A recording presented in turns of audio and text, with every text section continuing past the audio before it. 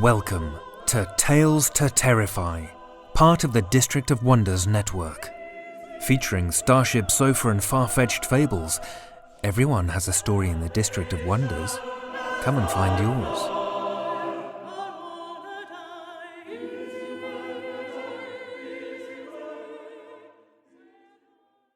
Good evening, children of the night, and welcome. Settle in and get comfortable. We're going to linger a little longer here in South Carolina this week. But before we dig into that, I'd like to take you on a little detour. Unless you live in a cabin in the woods, you've no doubt already been bombarded with the fact that this weekend is Super Bowl Sunday, which also happens to be the one time of year people are actually interested in the industry I earn my living from, advertising. That's not normally something I'd have reason to talk about here, but as an industry that relies on tapping into the public psyche, advertising can be a great yardstick for measuring what's hot and what's not. It's maybe no surprise, then, given the rise in popularity of our genre, that a horror-inspired ad would wind up being one of the most anticipated of the Super Bowl. What is surprising, though, is that it would come from a company like Olay. Women's skincare wouldn't be the first product category I'd associate with horror. But maybe that's the point. It features Sarah Michelle Gellar, who is a pretty great choice, really, given her role in classics like Buffy, I Know What You Did Last Summer, The Ring, and Scream 2. So far, the ad only has a teaser, but I'm curious to see where it goes on game day. As somebody who's not really much of a sports buff, it might give me a reason to watch. But let's get back on the road. There's one more fright I'd like to scare up here in South Carolina before we set off in a more northwesterly direction. The state has its fair share of terrifying tales and urban legends that span centuries, but it's also ground zero for a more recent unsettling phenomenon. In mid-2016, an epidemic of creepy clown sightings swept the U.S. Some seemed harmless enough, but others carried a more sinister air.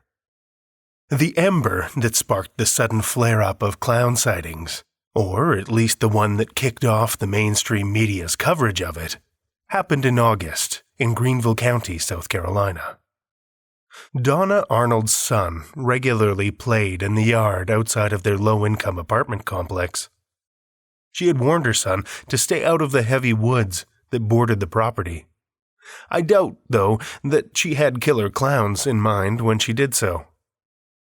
But kids are naturally curious and carefree, and sometimes telling them to stay away is the quickest way to get them to explore somewhere off-limits.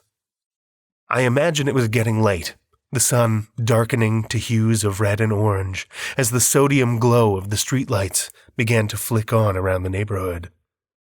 The boy, immersed in his own imagination, had wandered close to the edge of the forest, and as he looked up from his play, he spotted two figures within the trees. Two figures that stood in stark contrast to the lengthening shadows of the woods, uncomfortably close to the forest's edge. Two clowns, white-faced and grinning, dressed in colorful motley, one in a bright red wig and the other with a black star painted across his face. As the boy stood frozen, they motioned to him and began to whisper. He should join them, they said. Follow them into the forest. Visit their house at the edge of the pond, deep within the woods. I would imagine the boy paused, weighing his ability to flee before taking off at breakneck speed for the safety of the apartment building. He ran straight into his mother's arms and sobbed out the whole terrifying tale. I'm sure his mother, Donna, was skeptical at first. The yawning shadows of twilight and a strong imagination have a way of playing tricks on young minds, after all. But her skepticism wouldn't last long. They awoke one night, not long afterward, to an incredible crashing and banging at their apartment door, which faced the woods. Peering out the window, Donna caught a glimpse of two clowns running back into the forest, a large chain dangling from one of their hands. The apartment door, she discovered after, had been dented and scraped by repeated strikes from the chain. Donna's son wasn't the only child in the complex to report being approached by the clowns either. Several other children claimed to have been offered money to follow the clowns to the house in the forest by the pond. Following the path in the forest down to the house revealed what appeared to be a mostly abandoned structure, with moldering siding, boarded-up windows, and a sagging balcony. Oddly, though, there was fresh potting soil by the back door, and what appeared to be a newly installed security system on the property. However, police found no evidence of clowns when they investigated the area. Whether the stories were true or not, word of other prowling clowns spread from Greenville across the eastern U.S., reaching south into Florida and as far north as New York. Personally, I don't have anything against clowns, as long as they're not leering at me from the forest, or waving at me from beneath a streetlight in the middle of the night, or peering at me from the drain on the curbside. But I think it's easy to see why they're so unsettling. There's a sort of uncanny valley effect on the lizard part of the brain that refuses to accept them as natural. Their garish makeup and exaggerated emotions just don't ring true as human. It should really be no surprise, I suppose, that clowns seem to have firmly shifted from purveyors of levity and humor to unsettling agents of fright. Speaking of frights, I think it's time we delivered you some of our own. Our first story of the evening comes to us from Michael Verderber. Michael Verderber's plays, Libertad and The Problem with Robot Dogs, were both staged off-Broadway in New York City. He was a finalist in the Dionysian Festival in Minneapolis for his play The Frequent Withering, and he is the 2016 winner of First Stage Los Angeles' Best Comedy for his play GPS, Gender's Problematic Situation. In August 2017, his play, Unending Repetition, won Best Drama at the Equity Library Theater in New York City. Michael is also the associate editor of the Hurricane Harvey-themed poetry book, Rising Rains, and the co-editor of a play anthology called Zero Untitled, 2007 to 2013, Hybrid Theater. If you'd like to reach out to him, you can do it via email. Link is in the show notes. Children of the night, join me for Michael Verderber's Unending Repetition.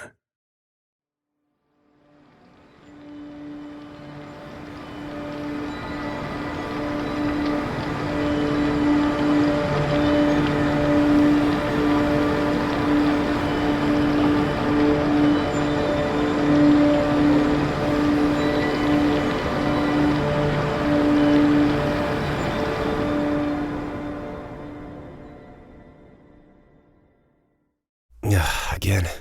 It's happened again. Every moment of my life, I have this dream.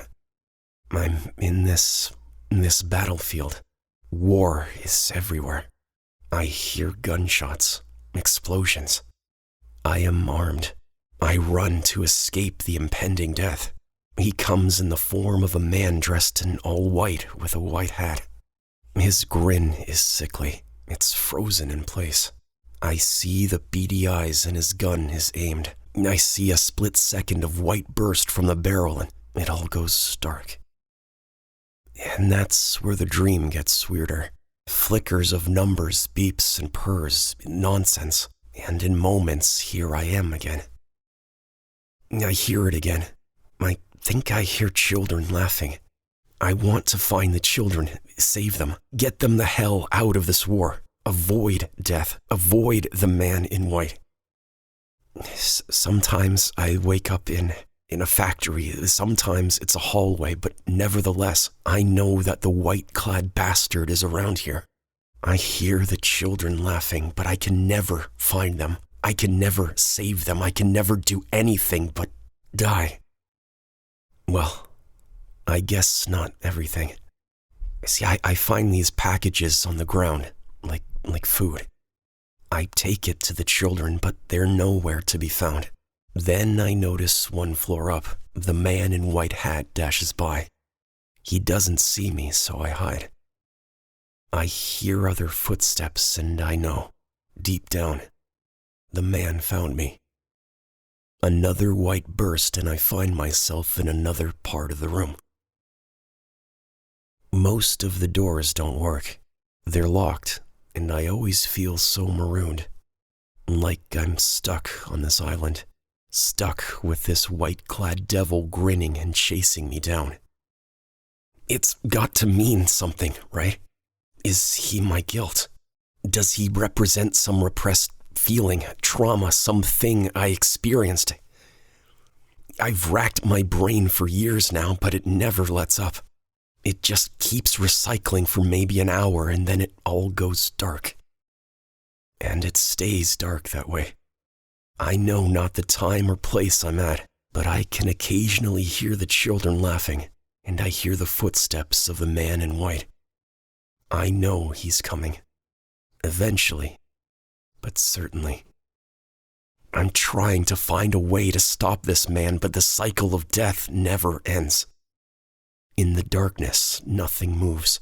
I'm held against my will, but at least I don't have to stare at the grinning face of the harbinger of white light. At random moments in this darkness, a light harkens me alive. Cacophonous sounds, beeps, something electronic. And here I am. I've tried everything. I've hid from the man in black. I've run. I've even stood still, choosing to do nothing. Alas, it yields no results. I hear his footsteps, barely see gunfire, and bam, that's it. The cycle repeats. I've tried suicide. I can't shoot myself, I can only defend. I've tried to jump. That works. It all goes black, and then I'm back in the factory. Like nothing ever mattered. I can shoot everything around me, but me. The man in white is like a ghost. I've tried to shoot him, and he just disappears. And then I hear his footsteps again, running through the island. I tried to find him, reason with him, get some kind of explanation. Nothing. He won't speak. He just kills. And the worst part, I have no memories. I can't remember anything about my childhood, growing up, first loves, nothing. I just remember what happened recently to me. I can't tell you where I went to school, even if I graduated. This is a joke, right? Like I'm gonna wake up from this dream and I'll be in my bed in where the hell do I live? Britain? America? I live in this endless cycle of running and dying with no semblance of change. My only reprieve is in the darkness. I know that doesn't change, but it isn't exactly welcoming. This is purgatory. This is hell.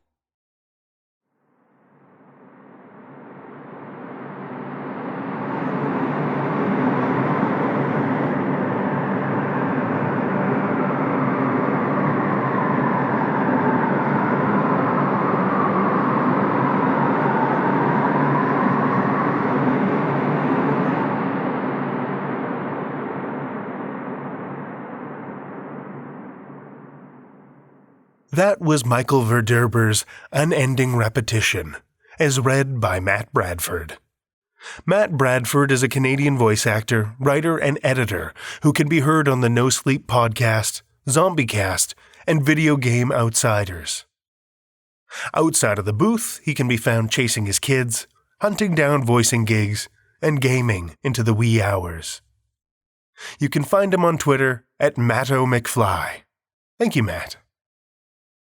Our second story of the evening comes to us from Rory Say, Rory say lives somewhere in the Pacific Northwest. In his spare time, he is compelled to write strange tales dictated to him by a morbid muse. The following is one such tale.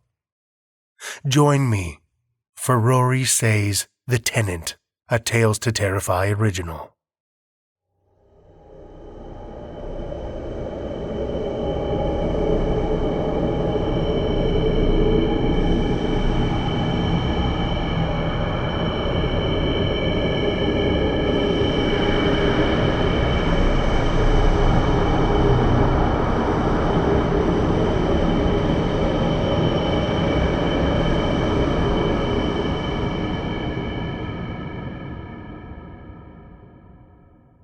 I know that each of you here has already heard some version or other of this tale, and possibly you know it well enough to recount it yourself. But, since you insist, I'll tell you again what I know about the tenant. It happens that I was with the visitor, as I understand he's become known, on the night that, as far as anyone can tell, all of this began. The exact nature of our relationship, I guess you'd say, was incidental. During this time, I was new to the small town in which this incident took place, having recently moved there to attend the college. My flatmate, who I didn't actually know very well, was close friends with the visitor, and the two of them would often stay up late, much to my annoyance, chatting in our apartment. On the night in question, they were doing just that, drinking steadily and discussing the various misfortunes that had recently befallen our hapless guest. It might disappoint you that I cannot elaborate upon these misfortunes, as I'm not privy to their nature. I might have at one time had some incomplete understanding of what was going on in the visitor's life prior to his encounter, since he spent a great deal of time in our apartment conversing with my flatmate, and would occasionally speak to me directly when it seemed necessary. But, for the most part, when the visitor was over, I would retreat into the privacy of my bedroom and concentrate on my studies, or distract myself in some other manner. But the exact details of these misfortunes might not be very crucial. I think it only needs to be understood that certain circumstances, which I know my indirect acquaintance would insist were beyond his control, led him to be estranged from his family and, literally speaking, homeless. Although this was never a word he used himself or a condition he would admit to. And though he refused to trouble my flatmate, as he always put it, whenever he was offered to sleep in our apartment, and assured him he had places available, it had become common knowledge around town that he was spending most nights in the park. And so, at some point between midnight and 1 in the morning on the night in question, after declining my flatmate's invitation of hospitality, the visitor left our apartment and wandered out into a cold November night. The next time I saw him was during an uncustomary morning visit 2 days after his departure on the night previously described. I was returning to my apartment during a break between classes and entered in the midst of a conversation between the visitor and my flatmate, and so while I may have missed some kind of introductory exposition, I nevertheless got the sense our guest was describing a strange episode he experienced after leaving our apartment 2 nights previous. I found myself intrigued by the visitor's excitement, and so I feigned duties in the kitchen in order to overhear what was being said. The visitor was describing being lost en route to the park. This seemed odd to me, the town being very small, and our apartment being less than a kilometre from the park. But the visitor insisted that while he was walking down the familiar street, somehow the very essence of his surroundings became skewed in some way. When my flatmate asked if he could possibly be more specific, our guest used the analogy of visiting a familiar locale in a dream and finding it indescribably changed, and how we often don't register this change until we reflect on the dream after waking. For one thing, he said, the night seemed unnaturally dark, and he belatedly noticed the streetlights that lined the road were simply not there anymore, wherever he was now. Even the stars and the moon seemed muted. My flatmate countered by pointing out that it had begun to snow that night, so no wonder he couldn't make out the light from heavenly bodies, and couldn't this change and weather account for the seemingly unnatural darkness? To this, our guest swore that there was no snow that night, at least that he saw, nor any clouds in the sky. He continued walking in the direction of where he figured the park should be, but now, through the thick darkness, he could scarcely see a few feet in front of him. All that he could make out was the road ahead and brick buildings on either side, and as he walked on and on, it seemed like these surroundings were unending.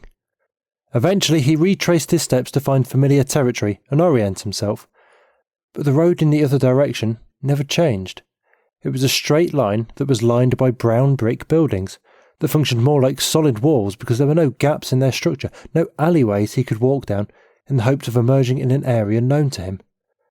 The only reason, he said, that he thought of these brick structures as buildings rather than solid walls was because all along them were evenly spaced, ground-level curtained windows, themselves endless and identical to one another.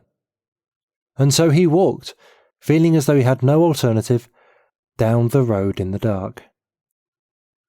After an indeterminate period of time, he saw, some distance ahead, a bluish rumour of light coming from one of the ground-level windows.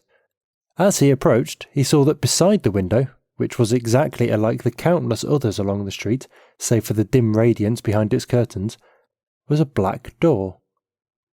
He walked up to the door and knocked, but found the sound his knuckles made was barely audible, as though the door was made of rubber, even though it looked and felt like wood.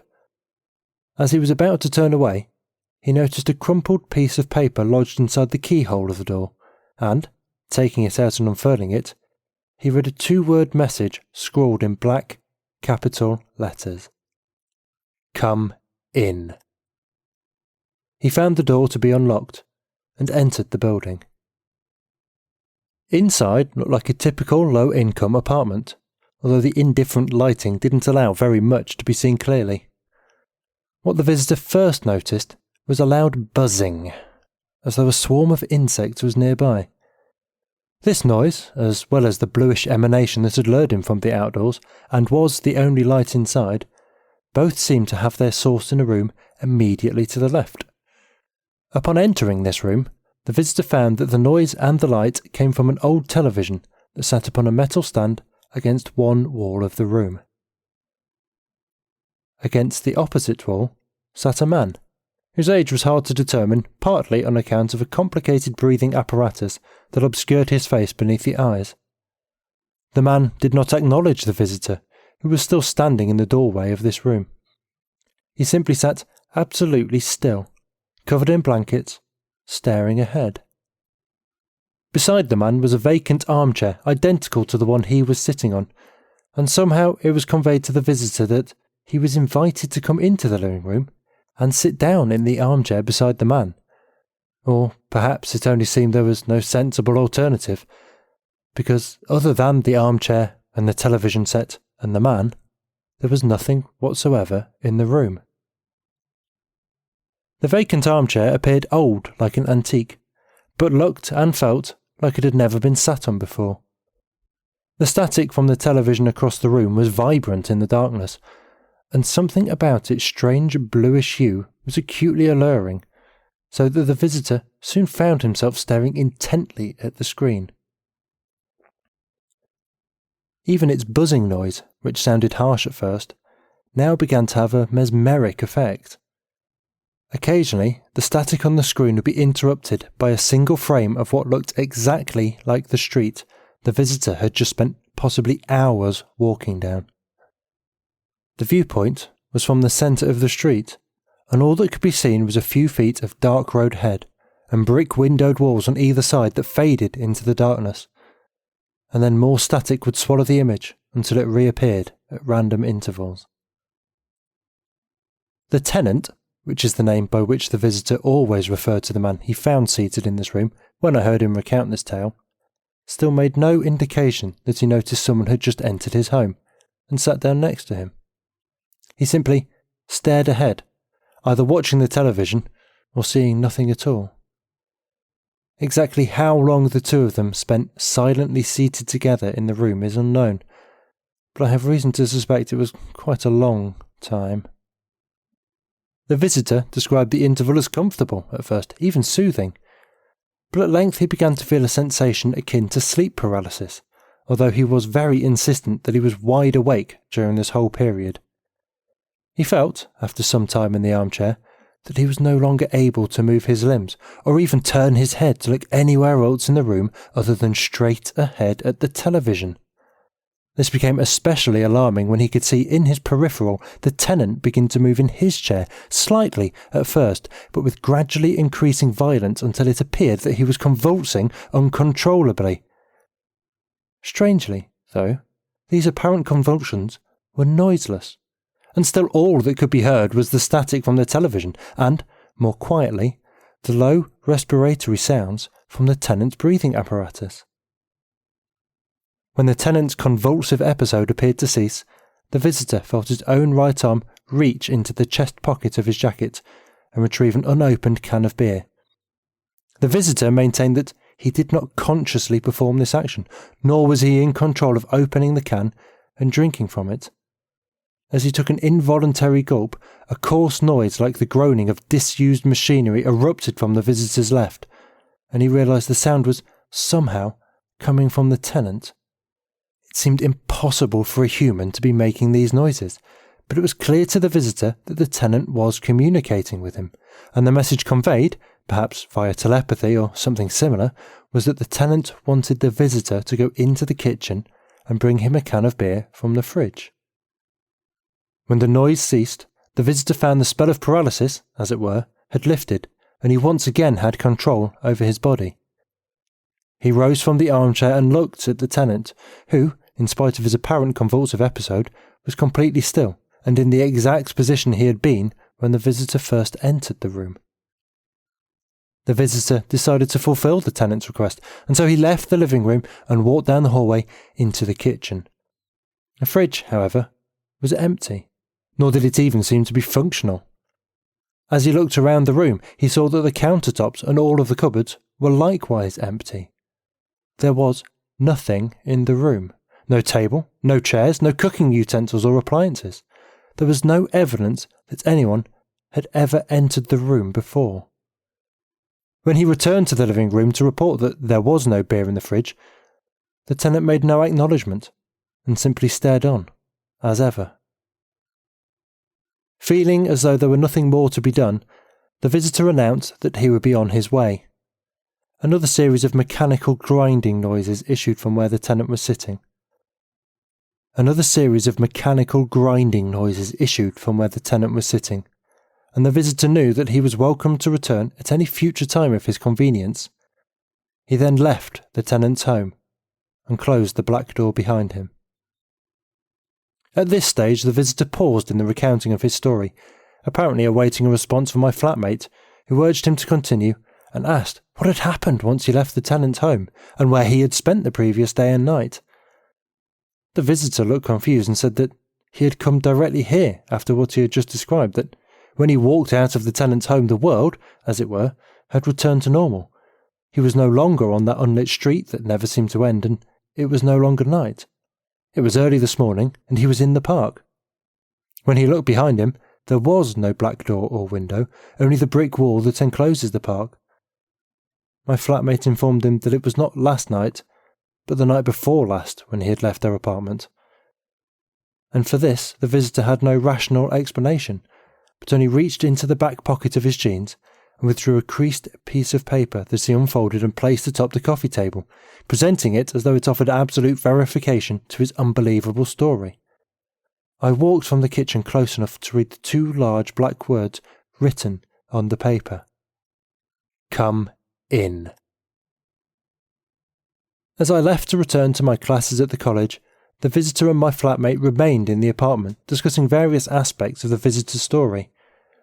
My own impression was that it was a strangely elaborate fiction invented by the visitor because he was too proud or embarrassed to admit where he'd actually spent the previous 2 nights. Much has been said, subsequently, about the character of the visitor, whether he suffered from mental ailment and or addictions. And while I think dwelling on these possibilities isn't important, not to mention, at this stage, it would be impossible to prove anything along these lines, I will say that he had eccentric tendencies, in the way naturally artistic personalities usually have eccentric tendencies. This is to say, I would not have put it past him to invent the story he told, especially, of course, since nothing about it was remotely believable. But at the time when I left that day to return to my classes, I could not have known that I would never see the visitor again, and I was forced to re-evaluate my thoughts in light of his disappearance. I privately relished his absence at first, since his near-constant presence in my home disturbed my studies and my sleep. Still, I found myself turning that strange story over and forming that bleak setting in my mind, the unlit, unending street, the brick buildings to either side, and imagining the visitor stumbling along in the darkness, drawn towards a spectral light. But then I would scoff and tell myself he'd probably left town to try to re-establish himself somewhere else. My flatmate, on the other hand, was more affected, and grew concerned when a week passed with no news from his vagrant friend. After yet another week, the real strangeness began. Rumour began to seep through town of a man sometimes encountered at night in the park, a man who had never been seen in the small town before. It was my flatmate who first told me. He overheard two ladies discussing an encounter one of them had had the night prior while walking her dog. My flatmate interrupted the discussion and pressed the woman with questions. She described a man sitting on a bench in the park with some kind of medical instruments covering most of his face. As she walked by and said "Good evening," he neither spoke nor moved in reply, but simply stared ahead of himself. She said she might have thought he was dead if it weren't for the quiet sounds his breathing device made. And, though that was the extent of their interaction, the woman said there was something about the man that unsettled her, as though he could see something she couldn't through his unblinking eyes. Needless to say, this information disturbed my flatmate, who afterwards became increasingly paranoid. For a while, people remarked that the vagrant, who was often seen sleeping or loitering in the park, was no longer there, but now more and more townsfolk were trading stories of the park's new occasional resident. Nobody knew who he was or where he came from, but some people suggested that possibly this man was the vagrant, who had experienced some freak accident, while others weren't convinced there was any connection between the two. At any rate, those who did find this new man in the park were never able to extract information from him, at least by conventional means. He never spoke, but certain people reported strange noises, more mechanical than human, that seemed to come from inside him.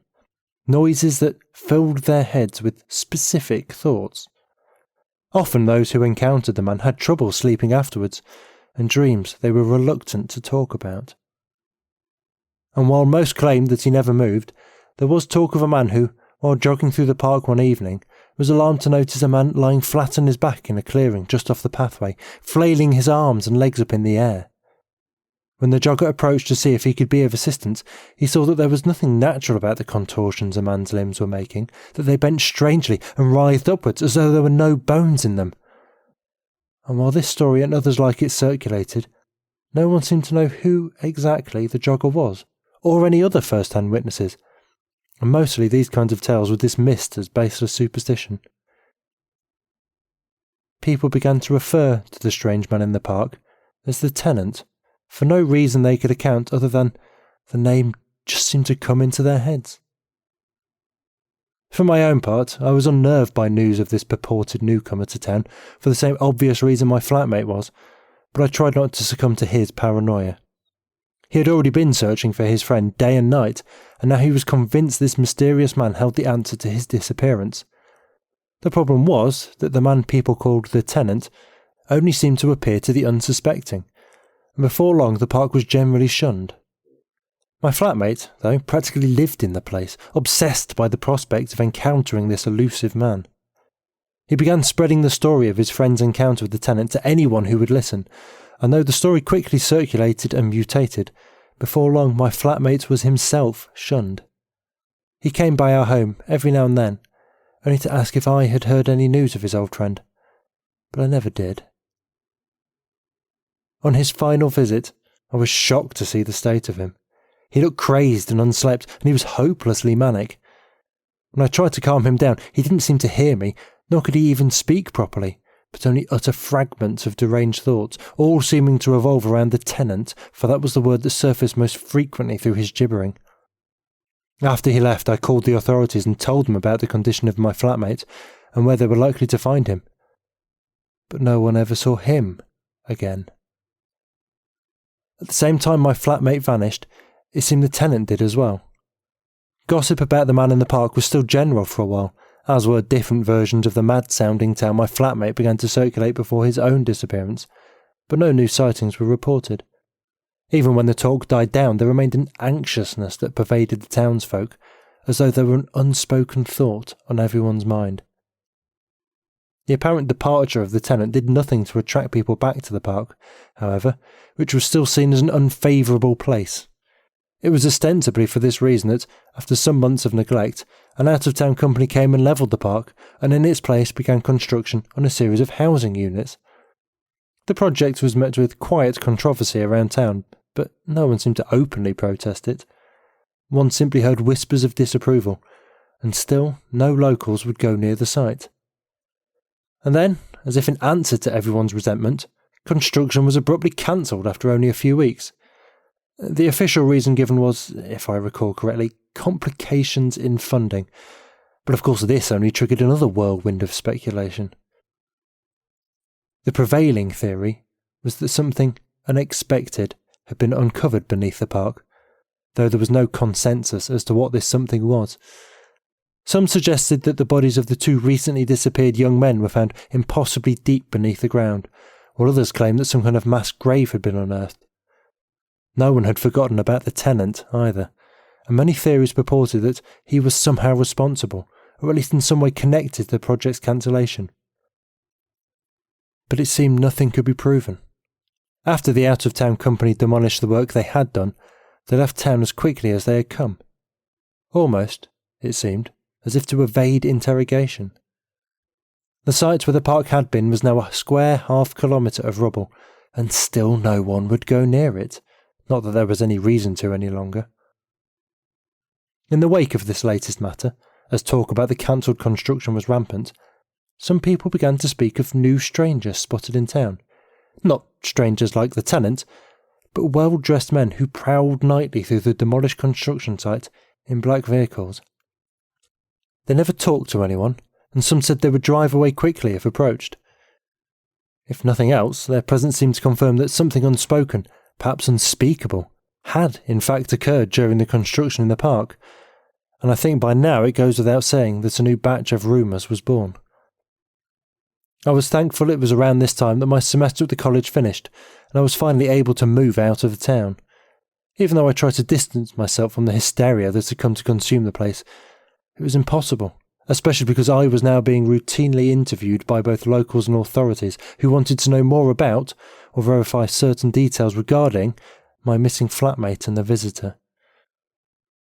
As I was packing up my belongings into boxes one April morning, and preparing to vacate the apartment I had occupied during my stay in that strange town, I was interrupted by a knock on the front door.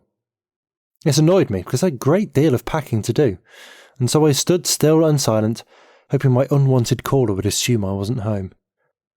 The knocker persisted, and I found myself reminded of how the visitor would always knock continuously on our door until my flatmate, or, reluctantly, myself, would open it for him.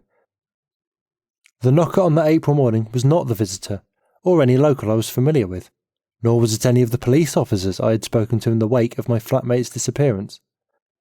It was a man in a pitch-black suit who wore dark-tinted glasses, and had a face that never hinted towards any kind of expression. He let himself in as soon as I opened the door, practically pushing me back into the apartment. Without introducing himself, he asked me a series of questions, all of which, it seemed, he already knew the answers to.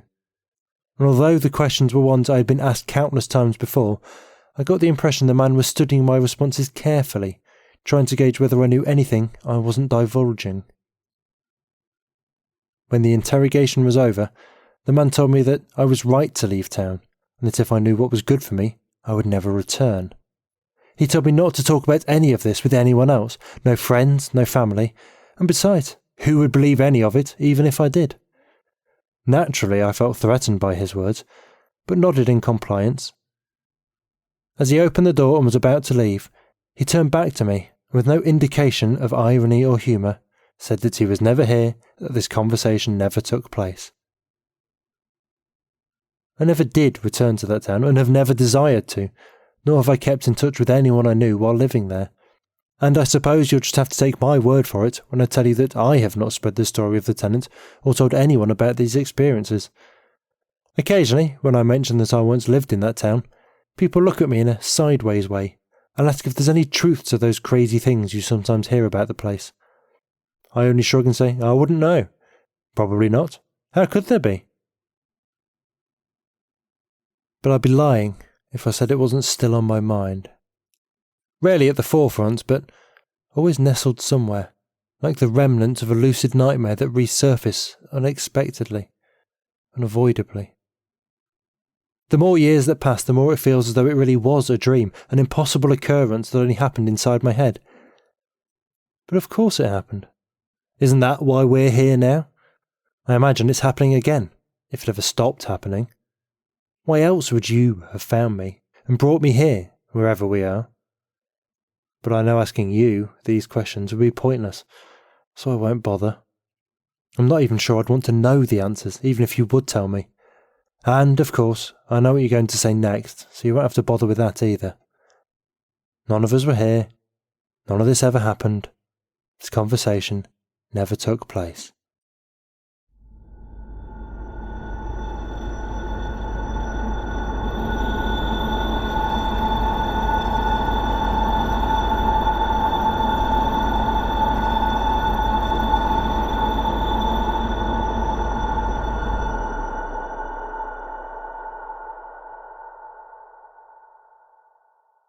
That was Rory Say's The Tenant, as read by Matt Dovey.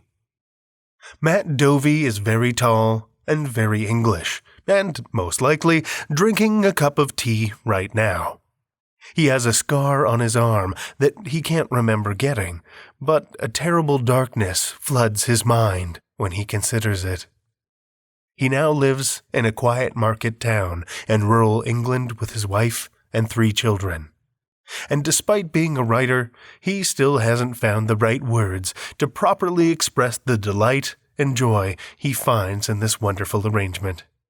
His surname rhymes with Dopey, but any other similarities to the dwarf are purely coincidental. He is the Golden Pen winner for Writers of the Future, Volume 32, 2016, and his fiction out and forthcoming all over the place. You can keep up with him at mattdovey.com or follow along on Facebook and Twitter, both as @MattDoveyWriter. Thank you, Matt. Well, children of the night, the hour is late, and we've run out of stories to tell. For now. Consider supporting our podcast on Patreon via the link in the show notes, and like us or leave a review on Apple Podcasts or wherever you listen to podcasts. Reviews help keep us on the charts so we can worm our way into the ears of new listeners. Our show is produced by editors Scott Silk, Seth Williams, and myself, Drew Sebastini. Theme music by Diane Severson, and website by Josh Lightsey. Tales to Terrify is distributed under Creative Commons Attribution, Non-Commercial, No Derivatives License. I look forward to seeing you again next week for another episode of Tales to Terrify. This presentation has been brought to you by the District of Wonders Network, dedicated to podcasting the finest genre fiction. You can learn more about the District of Wonders and their many literary productions at their website, www.districtofwonders.com. Thank you for listening.